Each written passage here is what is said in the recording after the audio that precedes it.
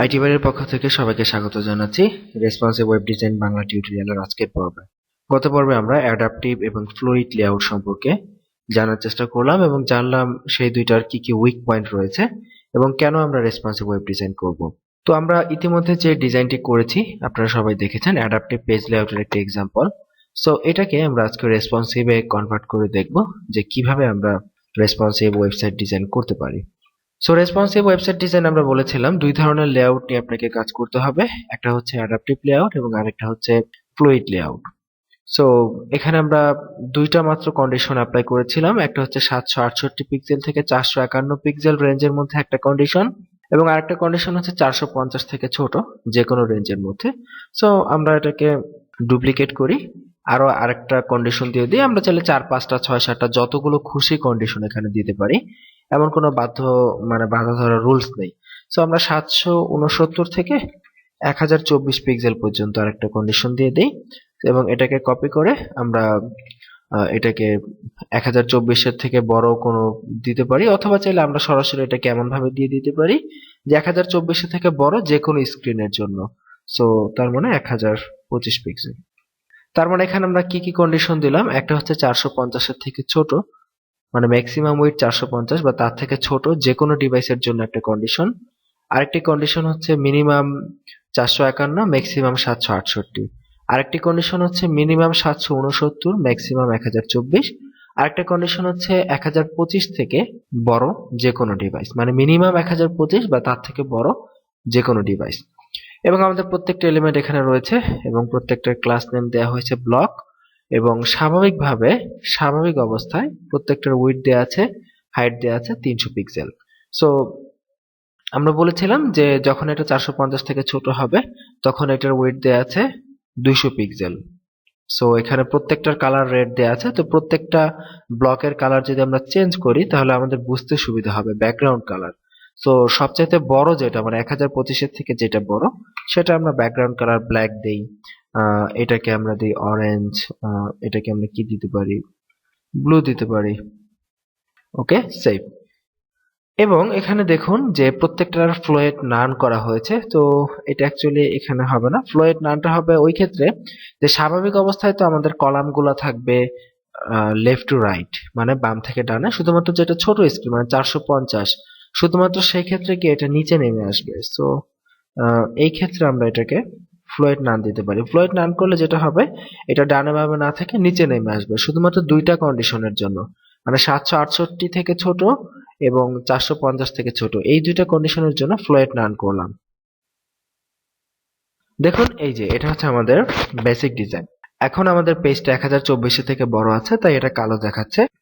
তো এটা আমরা একটা কাজ করি, গুগল ক্রোমে না দেখে আমরা ফায়ারফক্স দিয়ে দেখি। ফায়ারফক্সে আমাদের চমৎকার মোবাইল ভিউ আছে, সেটা আমরা ব্যবহার করতে পারবো। Ctrl+Shift+M এটা চাপলেই মোবাইল ভিউতে চলে আসবে এবং আমরা উইডথ গুলো দেখে দেখে কাজ করতে পারবো। দেখুন এখানে 1120 পিক্সেল উইডথ দেখাচ্ছে, তার মানে এটা 1024-এর থেকে বড় তাই কালো আছে। ছোট করি, দেখুন কমলা হয়ে গেছে। আরো ছোট করি, দেখুন নীল হয়ে গেছে। আরো ছোট করি, লাল হয়ে গেছে। সো একমাত্র কেবল লালেরই উইডথটা এখানে ঠিক করা আছে যে উইডথ 200 পিক্সেল। সো আমাদের এখানে উইডথটাকে পার্সেন্টেজ হিসাব করতে হবে, আমাদের এখানে পিক্সেলে হিসাব করলে সেটা রেসপন্সিভ হবে না। সো প্রত্যেকটাকে আমরা উইডথ দেই 100%। এখানে একটা জিনিস দেখুন, এইটার উইডথ তো আর 100% হবে না, তাই না? কারণ এটা হচ্ছে 1024 থেকে 769 বড় স্ক্রিন। সো এইটার যা উইডথ আছে 300 পিক্সেল সেটাই থাকবে। তো এটা আমরা একটু রিফ্রেশ করে দেখেই আসি যে কি অবস্থা।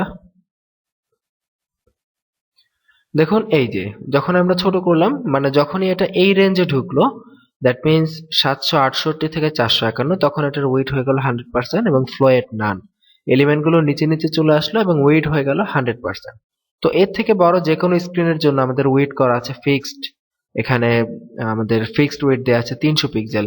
সো এই ক্ষেত্রে আমরা যেটা করব, বড় ডিভাইসের জন্য আমরা উইডথ গুলাকে এইভাবে নর্মাল অবস্থায় যে ফিক্স আছে 300 পিক্সেল এইটা না রেখে আমাদের বড় ডিভাইসের জন্য আমরা উইডথ গুলোকে আমরা এখানে আমরা পার্সেন্টেজ দিয়ে দিয়ে দিতে পারি। স্বাভাবিক অবস্থায় প্রত্যেকটার উইডথ থাকবে 30% করে এবং প্রত্যেকটার মার্জিন রাইট থাকবে তিনটা ব্লক আছে, তিনটাতে যদি 30% করে হয় দ্যাট মিনস 90%, আমাদের আর বাকি থাকে 10%।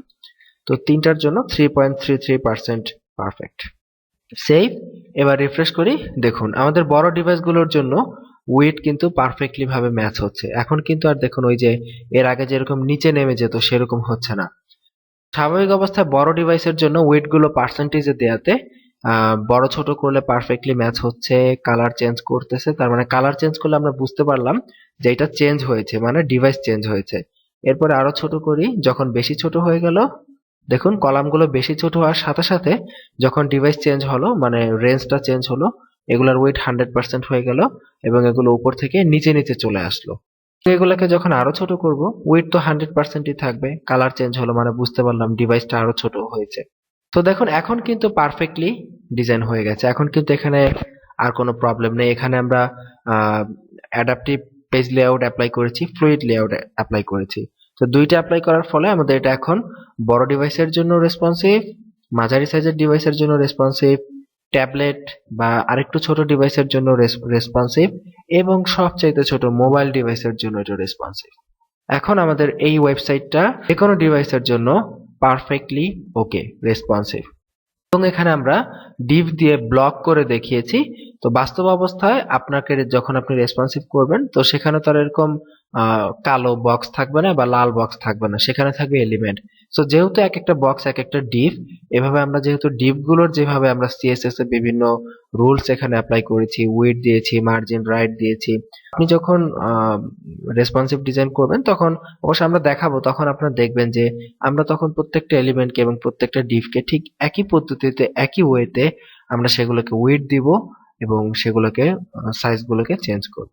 আশা করি আপনারা রেসপন্সিভ ডিজাইনের এই টিউটোরিয়ালটি বুঝতে পেরেছেন এবং সব অবশ্যই বাসায় একবার প্র্যাকটিস করে ফেলবেন কিভাবে আমরা অ্যাডাপটিভ পেজ লেআউটের আইডিয়া এবং তার পাশাপাশি আমরা ফ্লুইডের আইডিয়াকে কাজে লাগিয়ে আমাদের এই পেজটাকে রেসপন্সিভ করলাম। ভালো থাকবেন সবাই। আগামী পর্বের আমন্ত্রণ রইল। আল্লাহ হাফেজ।